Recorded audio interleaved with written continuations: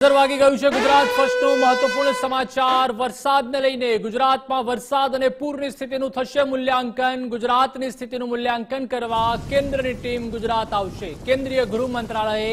Inter ministerial central ટીમની રચના કરી છે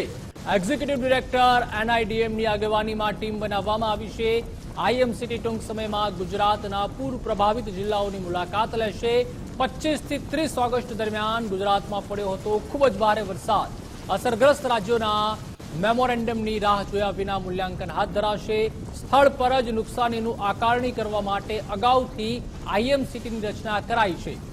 વધુ માહિતી માટે સંવાદદાતા નિકુંજ જાની આપણી સાથે જોડાયેલા છે નિકુંજ વરસાદ અને પૂરની સ્થિતિનું મૂલ્યાંકન થશે અને કેન્દ્રમાંથી ટીમ ગુજરાત આવવાની છે જી નિકુંજ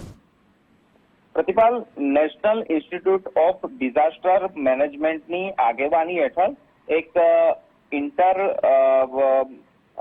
મિનિસ્ટ્રીયલ સેન્ટ્રલ ટીમની રચના કરવામાં આવી છે કે જે ટૂંક સમયની અંદર રાજ્યના પૂરગ્રસ્ત વિસ્તારોની મુલાકાત લેશે અને ત્યાં કયા પ્રકારની પરિસ્થિતિ છે તેનો એક રિપોર્ટ જે છે તે કેન્દ્ર સરકાર એટલે કે કેન્દ્રીય ગૃહ મંત્રાલયને સોંપશે 25 થી 30 ઓગસ્ટ દરમિયાન રાજ્યમાં સર્જાયેલ ડીપ ડિપ્રેશનના કારણે ગુજરાતમાં ભારે વરસાદની પરિસ્થિતિ નિર્માણ પામી હતી અને તેને લઈને કેન્દ્રીય ગૃહ વિભાગ તરફથી અસરગ્રસ્ત રાજ્યોમાં કોઈ પણ પ્રકારનું મેમોરેન્ડમ ત્યાંથી આવે તેની રાહ જોયા પહેલા જ નુકસાની સ્થળનું આકારણી કરવા માટે આ ટીમની રચના કરવામાં આવી છે કે જે નેશનલ ઇન્સ્ટિટ્યૂટ ઓફ ડિઝાસ્ટર મેનેજમેન્ટની આગેવાની હેઠળ આ ટીમ રાજ્યભરની અંદર સર્વે કરશે અને એક ટીમની રચના છે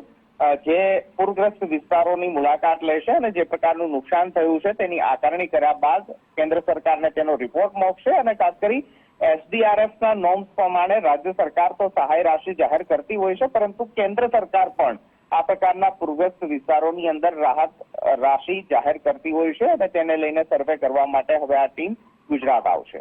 આભાર નિકુંજ માહિતી બદલ।